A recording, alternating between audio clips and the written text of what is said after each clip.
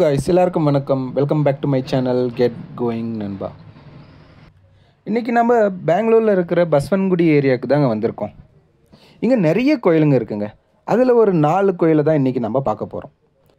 இப்போ நீங்கள் பார்த்துட்ருக்கிற கோயில் பேர் என்னன்னு பார்த்தீங்கன்னா தொட்ட கணபதி டெம்பிள். இந்த கோயிலோட மூல கடவுள் யாருன்னு பார்த்தீங்கன்னா விநாயகர் தாங்க.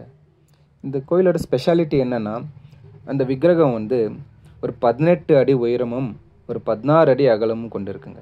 அதாவது ஒரே பாறையில் செதுக்கப்பட்ட ஒரு சிலையாக இருக்குங்க. இந்த கோயில் ரொம்பவே பழமையான ஒரு கோயிலுங்க. இது கெம்பேகவுடா மன்னர் 16வது செஞ்சுரியில் கட்டியிருக்காங்க.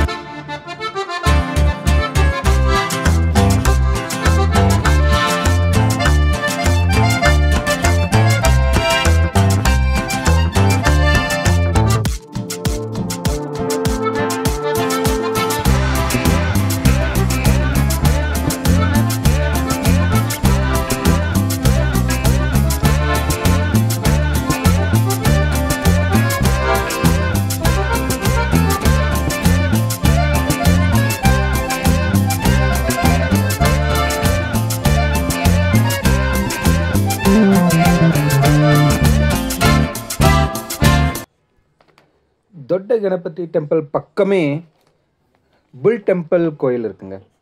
அதாவது தொட்ட பசவா கோயில்னு கூட சொல்லலாம். இங்கே ரொம்பவே புனிதமான ஒரு நந்தி சிலை இருக்குங்க. அந்த நந்தி சிலை ஒரு 15 அடி உயரமும் ஒரு 20 அடி அகலமும் கொண்டு இருக்குங்க.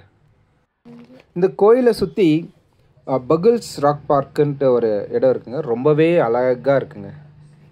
கோயிலுக்கு போகிற வழி எப்படி இருக்குன்னு பார்த்தீங்கன்னா, படிக்கட்டெல்லாம் அமைச்சு வச்சுருக்காங்க. படிக்கட்டில் போகும்போது லெஃப்ட்டும் ரைட்டும் பார்க் சூழ்ந்து இருக்குங்க. அந்த பார்க்கில் அழகழகாக பொம்மைகளெல்லாம் செஞ்சு வச்சுருக்காங்க. பார்க்கவே ரொம்பவே அழகாக இருக்குங்க.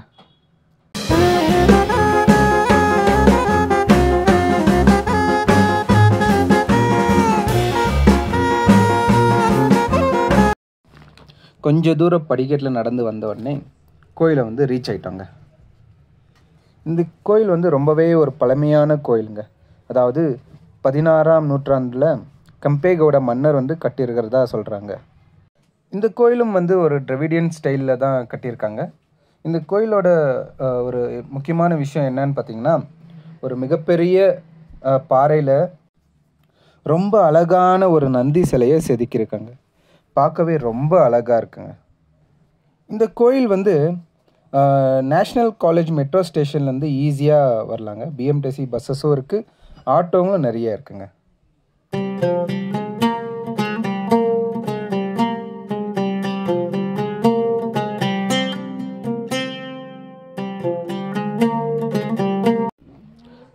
புல் டெம்பிளை பார்த்து முடித்த உடனே ஒரு 250 மீட்டர் நடந்தாலே போதுங்க, இந்த ஒரு அழகான கோயில் கண்ணில் படும்.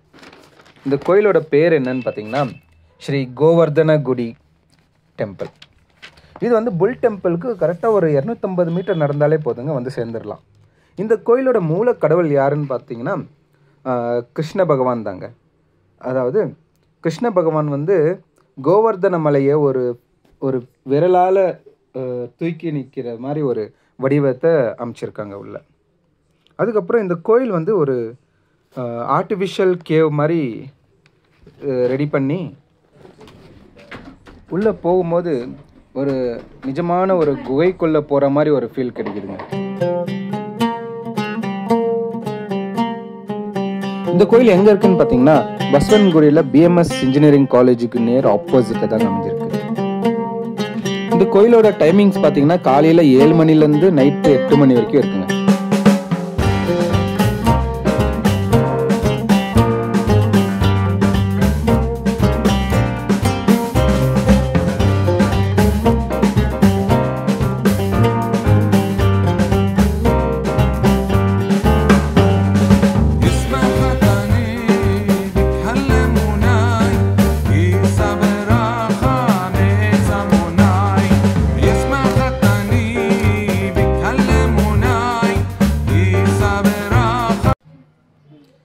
அடுத்து எந்த கோயிலுக்கு வந்திருக்கோன்னு பார்த்தீங்கன்னா கவி கங்காதேஸ்வரர் கோயிலுக்கு தாங்க வந்திருக்கோம்.